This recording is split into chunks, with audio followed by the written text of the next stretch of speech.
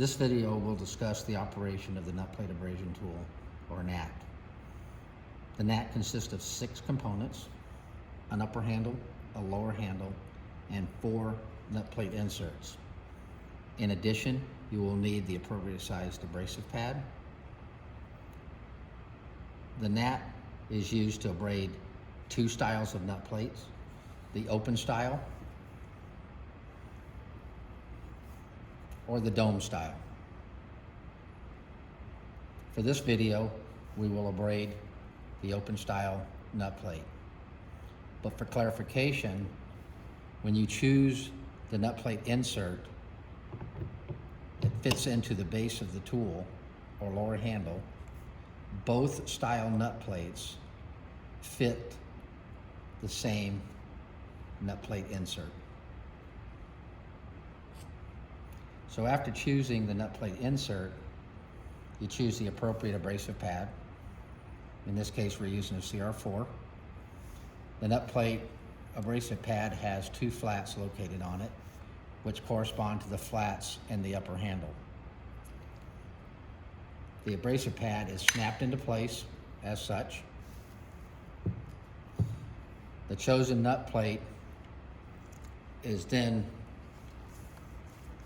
wiped with the appropriate solvent and AMS 3819 wipe. After the nut plate is wiped, it is placed into the nut plate insert. The fixture on the nut plate is fed through the hole into the center of the abrasive pad in the upper handle.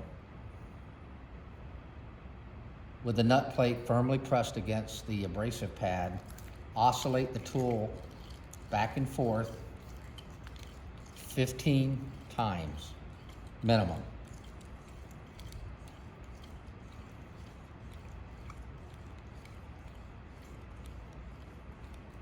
At that point, you separate the upper handle from the lower handle.